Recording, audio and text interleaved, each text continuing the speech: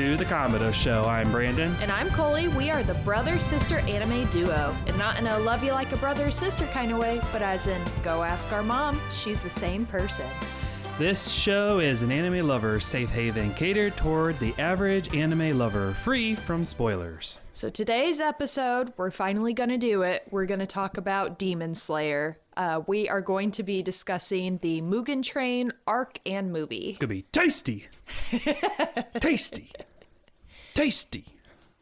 Well, it's very appropriate that we're finally talking about Demon Slayer being the name of our show, the Kamado Show. And by the way, check out our new monitor graphic, our motion graphic now. Yeah, so we're moving along. We're getting things actually literally moving. Yeah, quite literally. Yeah, jazz it up a little bit and add a little bit of interest to things. Makes it look a little wintry, like festive. I don't know when this will be coming out, but it could be kind of festive, but it's also kind of cool, like, because with this movie, like, you do see snow, so it feels like it kind of all plays together. We see a lot of winter scenes in Demon Slayer in general, though, so very, very appropriate, at least up to this arc that we're about to talk about. As far as spoilers, can we assume everyone's about caught up on Demon Slayers? I mean, at the time of this recording, it's already been out for a pretty long time. Can we just assume everyone's up through the Hashira training, even though we're talking about the Mugen Train? I mean, probably, but I don't know how in detail we're gonna go, like, about the Hashira training arc. Well, if it slips out, that. It slips out, I guess I didn't know if I should just, call that just for safety or what. Yeah. Maybe just fair warning. It could potentially slip out. Okay. Yeah, okay. Yeah. But yeah, so this movie, they're actually really using Kamado, the last name. So I was really excited when I rewatched that, like with our show's name. I'm like, oh, cool. That's so cool that they were using it a little more frequently. Yeah, because I didn't remember them. Again, this is why I was asking about, spoilers. I don't think this is really a spoiler, but in the Hashira training arc, they, if that's the correct term when you call it, they pretty much just call Tanjiro Kamado, like you would kind of like in the military, in sports for or even in sports for athletes in high school, like a lot of teenage high school boys would be, which I guess a lot of times is the target audience for anime here. By the way, you wearing your socks? I am wearing my socks. So for those of you who haven't been with us since the beginning, episode 1, our very first episode, when we were kind of introducing ourselves and talking about like what it's going to look like, we gave each other socks that were Demon Slayer socks. So Brandon, of course, is wearing the Tanjiro socks, and then shoes. I am wearing the Nezuko socks, like mind my cool shoes as well. But oh yeah, you got some pink on your shoes, and I have the green and black checkered pattern on my Hey Dudes. Yeah, my Hey Dude Demon Slayer, my Demon Slayer Hey Dudes, I should say. Not necessarily a sponsorship for Hey Dudes, FYI. Yeah, but you know what? I get texts all the time. They market Hey Dudes really hard. Like, you know what? That'd be a great sponsorship ideas. We should see if Hey Dudes would sponsor us. I've been wearing Hey Dudes on almost every episode, I think, except for the first 1 or 2. So, hey, there you go. If anyone from Hey Dudes listening, yeah, sponsor us. Be down for sponsors. Very cool. That would be cool. Wink, wink. But those shoes are really comfortable and stuff. So for those who are listening to audio only, you might have missed a little bit of the conversation here, and I apologize. We have a new basically monitor graphic. It's animated as opposed to up until now it's been a static stationary one, as well as we're wearing, you probably gathered, we're wearing Demon Slayer themed socks. So anyway, you probably gathered that from the TLDR. Yep. But yeah, so let's get into this movie. All right. Tasty. So they were originally put to sleep, but I guess I was confused, like what parts were part of the dream and what parts were real. So the conductor went around and like clipped everyone's tickets, and so at that point that's supposed to be the trigger to put everyone to sleep. But then after they clip the tickets, the two demons appear that they fight. Was that part of the dream, or were they still awake for that? That's a good question. I've heard a couple different arguments on that. Like, yeah, one being the dream. I heard one say, well, those two demons were decoys because they're trying to find this demon on the train. Well, there's these two demons that appear, so was that supposed to be like, well, we got him, we're done? Like, Yeah, were they decoys?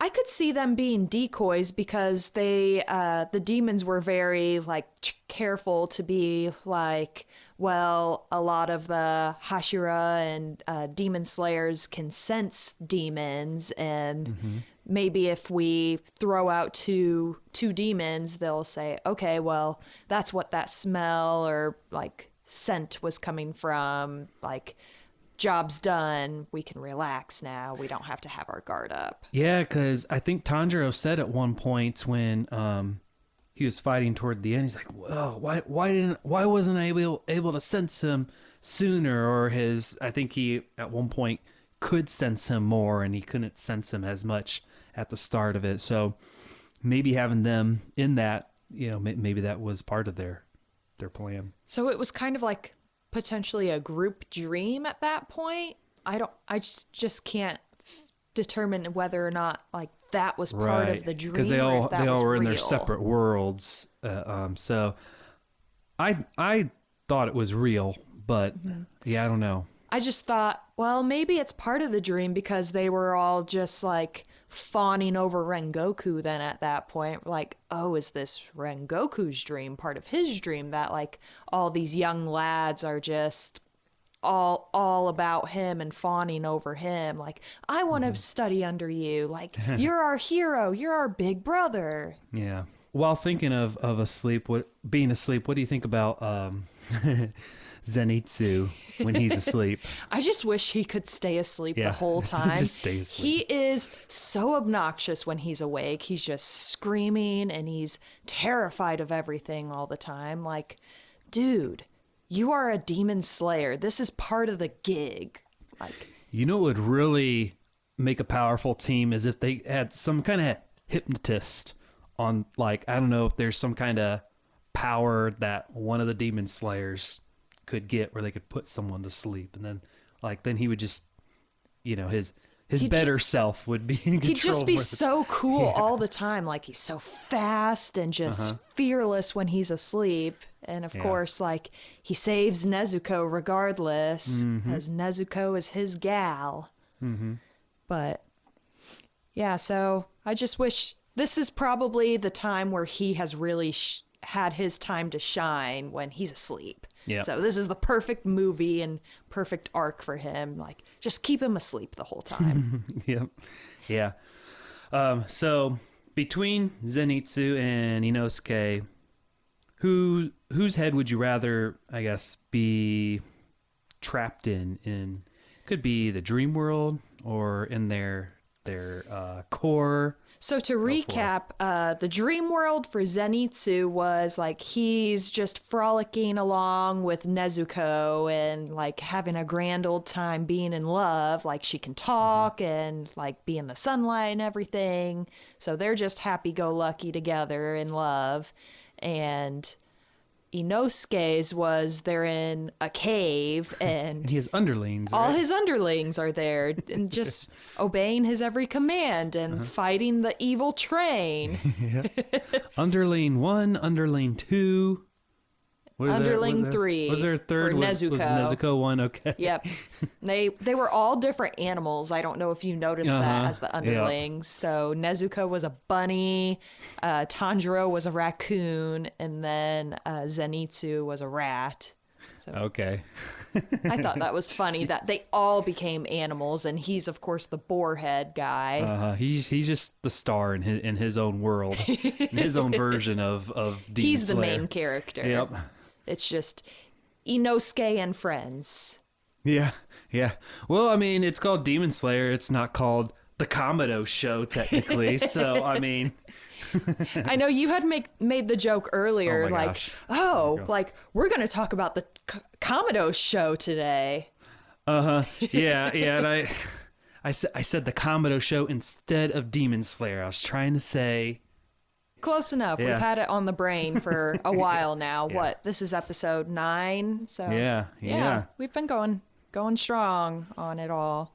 But I guess as far as like the happy dreams, I think I'd rather be in Zenitsu's happy dreams, but then in their core world. So the core Zenitsu was kind of like you're in a dark area, and Zenitsu's kind of a scary serial killer type guy with giant scissors and like, what are you doing here? Only Nezuko's allowed in here, and just getting chased around.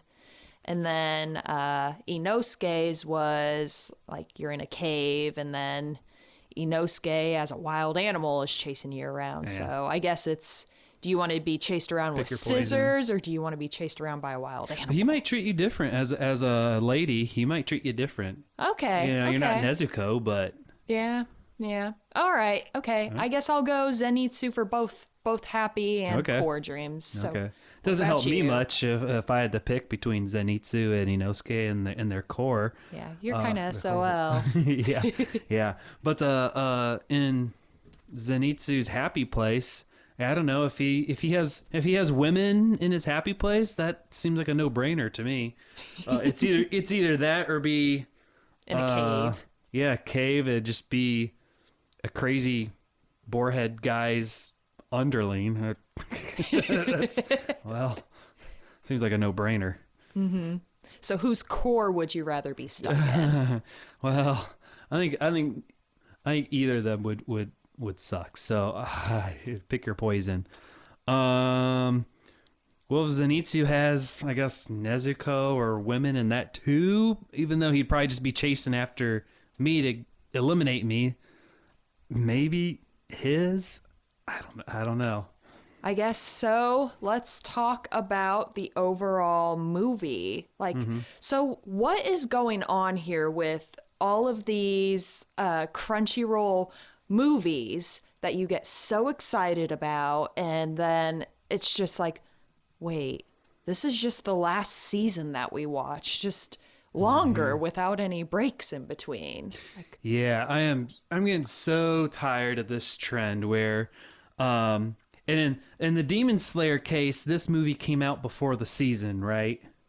And sometimes they have the seasons like they just did with Attack on Titan a while back, where they came out with a movie after it had been done for a couple years. Is my understanding right? yeah.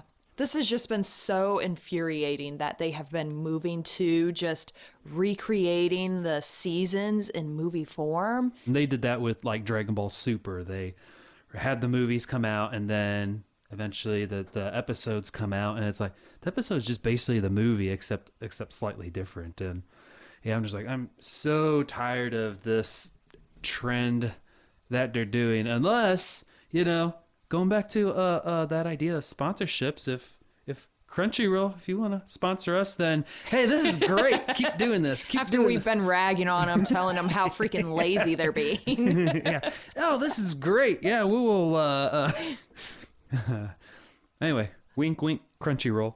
But anyway, no, but well, and I guess there's pros and cons to it, because having it come out in a movie theater, we have to actually go to a movie theater to see it. That is kind of cool to like bring people together that way, to bring them together in a movie and not just it only come to an app. Yeah. Then you get like the movie theater effect too. Like it's on the big screen yeah. and like all the different like surround sound and all that kind of stuff. Exactly. That's pretty cool. Which I think Attack on Titan, that was one of the features they added to that, was I think they added that surround sound to the movie, which I apparently must not have been in the season. Usually those kind of shows I usually watch on my phone. I don't necessarily watch it at my home theater, but Yeah. I have surround sound. Although if you're watching in America, I heard that Attack on Titan movie is only airing in Japan. Oh, really? Yeah, so I don't know if the States will eventually get it. Wonder why. I don't know. Maybe they're just kind of testing it out in Japan first to see if how much interest there is. But I would think like that's such a popular anime, it would just blow up over here too. See, that doesn't make sense. Why would you go through the hassle of producing it and then only have it in Japan? Yeah, I don't know. I wonder if they just didn't want to like dub it or put subtitles in it, if that would be the reasoning why. Oh, okay. Yeah, that makes sense then, because then I'm thinking logically about this, how you would have to call in, bring back all the actors, or would you? If it's already voiced, are they adding any like new voice tracks to it, or is it just the sound effects to make it surround sound? Because they wouldn't have to they wouldn't have to redub it. Yeah, that's a good question. I don't guess know. it depends on how they would format it, like what they'd cut out, or if they'd need to re-say any of the lines with the cuts that they'd have to make it a movie version. I don't know. Good questions. Just doesn't make sense to me. Yeah. But So some of the things that we kind of missed out on with this movie was that like we don't get the cool opening music or like the closing Right. music, which I think it's really cool in the movies when an anime has a movie that during the fight scenes they have like the opening theme music or the cool music that we're familiar with and we know and love. We didn't really get to see that in this movie.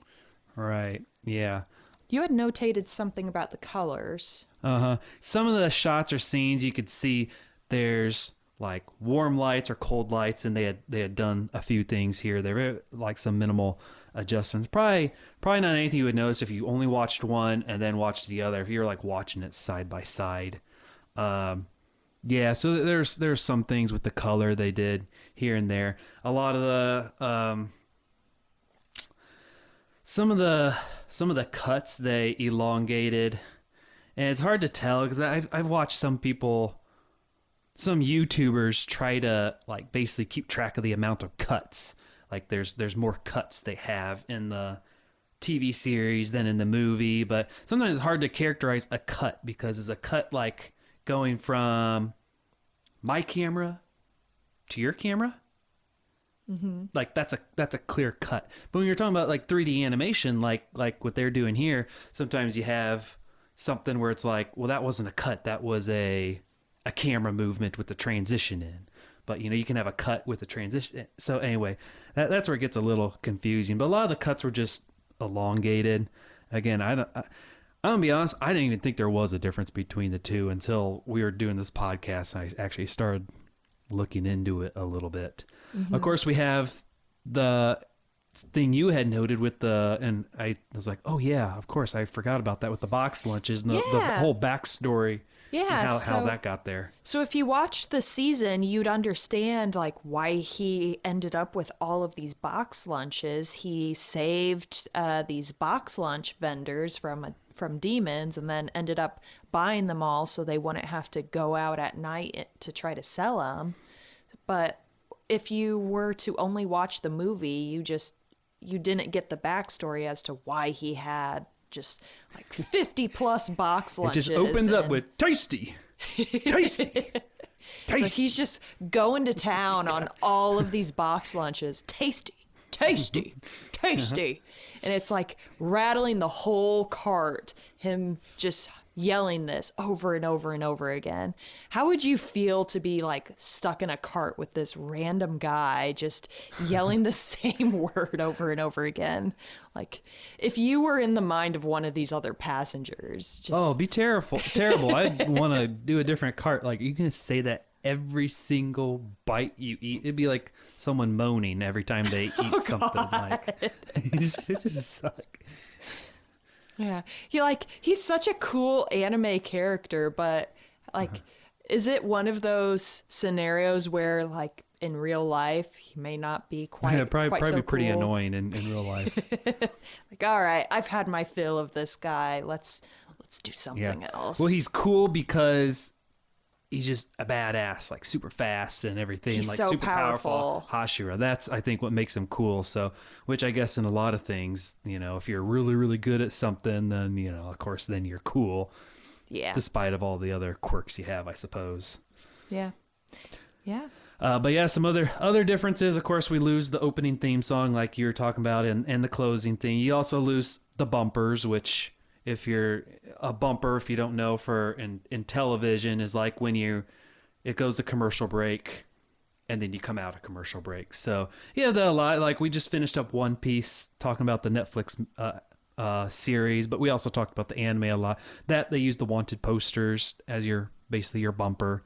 Same thing here. You lose a little bit of that if you even care about that. Yeah. Yeah. So some minor things. The opening theme song was the biggest thing for me. I'm like, I kind of missed the opening theme, but I feel like all of Demon Slayer's like openings and closings are all pretty cool. oh, they're all bangers. Yeah. Yeah. I've been a fan of all of them. They've been really lively and fun. But so as we move along in this movie, we come across like kind of the main bad guy, if Main you want villain, to say, finally. like Yep. this sleeper demon. His name is Enmu, apparently, if I'm saying that right. Yeah.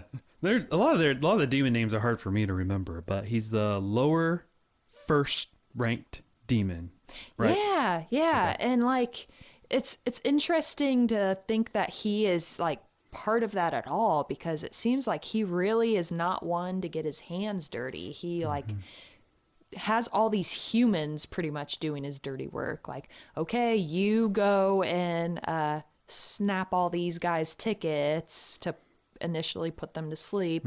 Now you kids go and tie their hands up so they don't cause any trouble for us. Yeah, he didn't seem like a very strong demon. He seemed like more of his blood demon art. That seemed to be his strongest trait. And then once someone's asleep, then he just basically kind of moseys on in, and if he's going to eat them, then he eats them, or if he kind of keeps them as his slaves.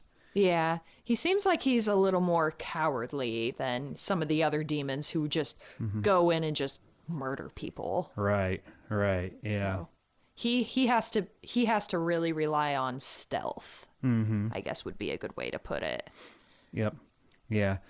And then they finally, beat him, and it's kind of this whole series is a little strange in how when they kill the demon, then they try to give the whole backstory and like try to make you feel bad or sorry for the demon. You get to see their It's like, human life. It's so strange. It's like at this point in time he's dead. I don't care. But the other anime shows, a lot of times you get that backstory, and then it's kind of sad then when they die. But here it's like, well, they're basically dead. I don't want their backstory as they're now. fading away. Yeah, I don't want their backstory now. I've already moved on. Yeah. It's like you've spent the whole arc or whatever just hating these guys, hating them, and then like as they're fading away, then you get like the reason kind of why they are the way they are. But you kind of wonder like what kind of human was he as like prior to becoming a demon? Was he just like walking around roofing people as a human? Yeah. Could be. He's just a I don't know. sleazy guy hanging around bars and roofing people. I don't know. Yeah. Maybe not a topic we want to dive Well, into. because there's always usually some significance in their human life and why they took on that particular demon trait. Yeah. So that yeah. really is. They could have explored a little something there, but yeah, I don't know. I guess maybe they wanted to focus on what's his name, Akaza, the demon later on. Maybe he was like the real. I don't know. They didn't really focus on him, but they spent a lot of time. Like he's like an even bigger version. I don't know. Yeah, I mean, he's certainly more powerful. Akaza, Yeah, I'm but we didn't get his referring to. backstory either, so No, maybe they're just but kinda he past- didn't die either. That's true. At the end Yeah. of this movie, Yeah, that's he true. he got to escape. So maybe we'll still get his backstory later on. Mm-hmm. Who knows? But obviously he's more powerful because he's an upper 3 demon. Yeah, yeah. So he had offered Rengoku to become a demon here. And he offered him multiple times and is trying to sell him on the idea like you'd be able to live significantly longer, like you could stay in your peak forever and reach your maximum potential. We'd be able to spar together and get stronger every day. And Rengoku is just true to who he is and has a strong sense of justice and just continues to say no and refuse.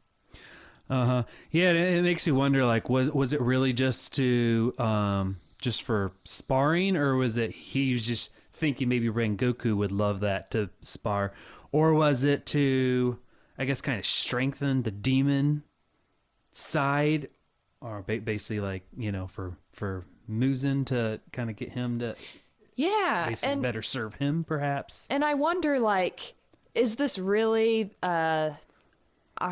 is it Akaza?